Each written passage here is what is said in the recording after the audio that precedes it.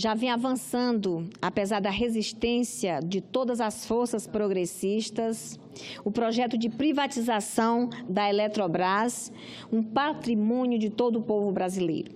Na semana passada, a Comissão Especial Mista aprovou o relatório sacramentado pela base governista a favor da medida provisória 814 de 2017, que adota essa proposta insana.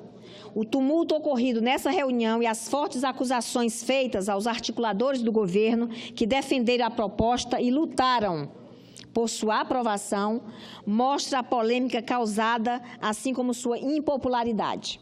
Ficou claro nessa oportunidade que os defensores da privatização pensam apenas no benefício que isso representará para investidores de fora e no ingresso de recursos. Nenhum ganho de tudo isso virá para o povo brasileiro. Ao contrário, apenas perdas. Haverá aumento de tarifas, precarização de serviços, demissões em massa e perda de patrimônio nacional. Haverá também o que é gravíssimo, corte de projetos que atenderiam regiões necessitadas, inclusive nosso estado de Roraima, na região norte, que é o caso do programa Luz para Todos, indispensável para uma enorme parcela do povo brasileiro e na nossa região norte, então, o Luz para Todos foi fundamental. Ao contrário do que afirmam o Palácio do Planalto e seus apoiadores no Congresso, a privatização da Eletrobras e de suas subsidiárias vai encarecer em pelo menos 30% as tarifas de energia elétrica, além de demitir milhares de funcionários e precarizar a qualidade dos serviços.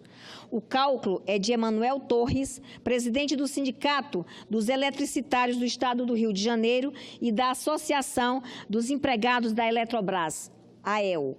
Torres demonstra que a medida provisória assinada no dia 28 de dezembro de 2017 pelo presidente Temer, retirando a proibição de venda da Eletrobras e suas subsidiárias, pegou a todos de surpresa.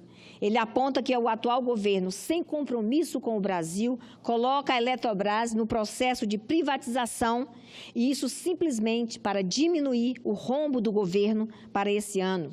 Não tem um projeto de futuro para a empresa, diz o dirigente. Nem nos números as avaliações batem.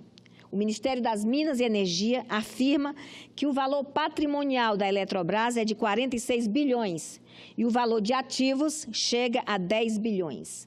Já a AEL, a Associação dos Empregados da Eletrobras, calcula que o valor patrimonial do grupo é de 370 bilhões e o preço de venda será de 12 bilhões. Na visão de Torres, é um montante muito alto para se deixar na mão de acionistas. Quem vai ganhar com a venda da Eletrobras será meia dúzia de acionistas. O povo mesmo não terá nada. A tarifa vai aumentar, os trabalhadores vão ser demitidos, vão terceirizar e precarizar o serviço, diz o sindicalista. Segundo Torres, quem vai pagar essa conta é a sociedade brasileira. Nos seus cálculos, já existem perspectiva de reajuste imediato da tarifa de energia elétrica. À parte os 30% do reajuste global, já previsíveis, esse reajuste seria de 9% para este ano, contra uma previsão de inflação em torno de 4%, segundo o mercado financeiro e o próprio Banco Central. Pesquisa realizada pelo Instituto Datafolha, realizada em dezembro de 2017, revela que 70% da população são contrários à privatização. Senhor presidente, abrir mão de empresas em setores estratégicos, principalmente para o capital externo, mesmo estatal, significa delegar nossa trajetória de desenvolvimento econômico e social a interesses que não são necessariamente os interesses da sociedade brasileira. Afirma o Diese, em nota técnica sobre a política de desestatização do atual governo. Isso prejudicaria, em especial, as regiões que mais necessitam de atenção governamental para novas iniciativas, o que vale especialmente para a região norte, caso do Linhão de Tucuruí, que é essencial para o desenvolvimento de Roraima, para a segurança energética do nosso estado. Da mesma forma, a capacidade de o país fazer frente a interesses externos baseia-se em larga medida na sua possibilidade de gerir seus ativos estratégicos e assegurar os interesses de sua população, acrescenta o DIEESE.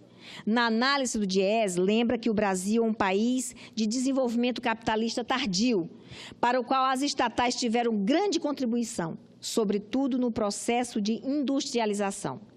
Aqui e em outros países, empresas ligadas ao Estado desempenharam um papel estratégico na produção e ampliação das condições estruturais, infraestrutura e serviços básicos, insumos estratégicos, créditos e investimento para o desenvolvimento econômico e social. É falso também, senhor presidente, o argumento de que a venda da Eletrobras seria possível resolver o problema da dívida pública. Na década de 90, por exemplo, as desestatizações não resolveram a crise fiscal. De 1995 a 2003, a dívida líquida do setor público saltou de 28% para 52% do produto interno bruto. Senhor presidente, por muitas vezes me pronunciei aqui nesta tribuna falando da gravidade da crise energética no meu estado de Roraima. Em todas as oportunidades, eu defendi a retomada do Linhão de Tucuruí e a integração do nosso estado ao sistema interligado nacional. O custo médio do megawatt-hora consumido em Roraima é de R$ 931, corresponde a mais do dobro da média nacional, que é de R$ 409. Isso acontece porque nós dependemos da energia de Guri na Venezuela e das termoelétricas, fornecedoras de energia cara e ruim. Como já disse e reitero aqui, o desenvolvimento do nosso estado depende dessa obra. Nossa economia não tem como deslanchar sem a ligação de Roraima ao sistema interligado nacional. Durante todo esse tempo, todo o nosso mandato, nós temos nos empenhado na solução da obra, desse impasse que envolve essa obra tão importante para o nosso desenvolvimento. No governo da presidenta Dilma Rousseff, conseguimos dar os passos essenciais para a construção do Linhão de Tucuruí. No governo Temer, nada avançou, parou tudo. Isso é lamentável. E sabemos, todos nós, só a União, só o governo federal pode resolver esse impasse com medidas concretas, justamente como estava sendo equacionado no governo de Dilma, quando, enfim, nós conseguimos as medidas corretas para equacionar o problema, obtendo a carta de anuência da FUNAI e a liberação do licenciamento ambiental pelo IBAMA. A venda da Eletrobras, que terá o condão de submeter todas as decisões relativas à energia elétrica a critérios estritamente empresariais, significará o abandono de todos os projetos estratégicos para o país. E mais, é mais do que provável que o Linhão de Tucuruí esteja entre esses projetos. Claro, senhor presidente, mesmo em Roraima, há quem apoie a privatização. Serão justamente os que se beneficiam do esquema atual, que mantém as termoelétricas como nossa principal sustentação da segurança energética. Quem se prejudica, com certeza, é o conjunto de toda a nossa população, assim como o projeto de desenvolvimento do Estado, e nós não podemos tolerar isso. É lamentável que pessoas de grande prestígio junto ao governo federal não priorizem a construção do Linhão de Tucuruí, use de artimanhas e de artifício para prejudicar a construção dessa obra que é tão importante, é tão fundamental para o desenvolvimento econômico e social de Roraima, mas também para a segurança energética do nosso Estado. Era isso, senhor presidente. Muito obrigada.